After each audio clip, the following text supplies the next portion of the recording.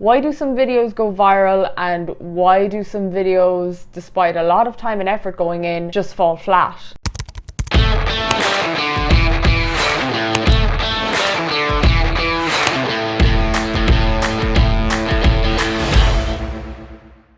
Why do we share some types of content and completely ignore other types of content in our newsfeed? Why do some videos go viral, and why do some videos, despite a lot of time and effort going in, just fall flat? The first thing you need to think about is the social currency that is being provided by your content. Is your content shareable? Now, firstly, say for example, me and you had a bond over playing guitar, and I came across an article on a really cool new feature, a new guitar design, and I sent it to you. That would strengthen our relationship and the bond we have about playing guitar. That's socially valuable to the person sharing it, and that is social currency in content creation.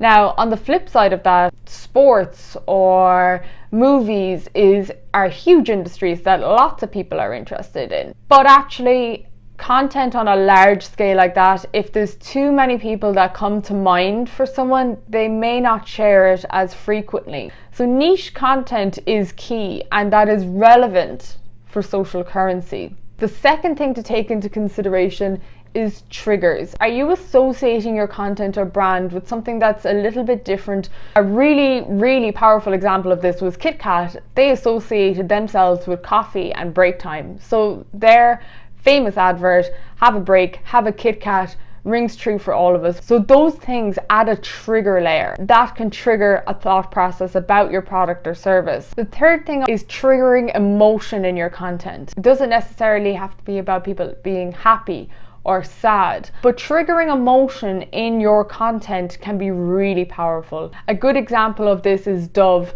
They did some fantastic campaigns a few years back. They were discussing beauty norms, and those videos really performed well. And that correlation, that emotional trigger, was very powerful for a lot of women when I think it first came out in 2006. So that kind of emotive content is really powerful and does have share power. The fourth thing is that is your product or service, and can your content be made public? Say for example, if you have a product like Apple's logo on the back of a laptop is the correct orientation for someone else looking at your laptop rather than you looking at your laptop. Because Apple know that people don't want to just use a Mac. They want to use a Mac because they want other people to see that they're using a Mac. So monkey see, monkey do. If other people see your brand being used, that can add a huge amount of social validity to your product or service, but that can also come across in your content creation as well, making it so that you are making it enticing for people to use your product or service in a public manner. So a huge example of this would be TikTok at the moment.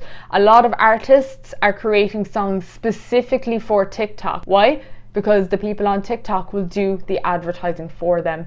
So that kind of public element to your content creation is really powerful as well. Next thing I want to talk about is stories. Does your content have a start, middle and end? Having stories in your content again adds to so much validity. Going back to the Dove example again, that also shared people's stories, people's perceptions of themselves. Stories about your brand can be really powerful, and including stories in your content creation also creates a huge amount of buzz. Think of the stories out there that we've heard about different brands and what they've done for people.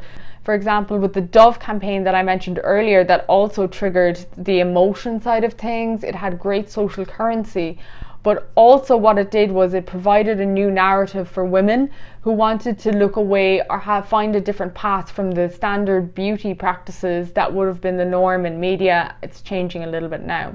Is there something that your brand does or empowers people in some way, or has the potential to, and is there a story there that can be told with that in mind? So these are all some different ways to take your content and look at it from the perspective of, is this shareable? What do people really want? Why do they use your product or service?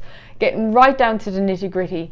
Why do they want to share your information with other people, and what makes that content great? If you have any questions on creating content, or if you'd like to get in touch with us, feel free to comment below or give us a buzz here and click. Thanks.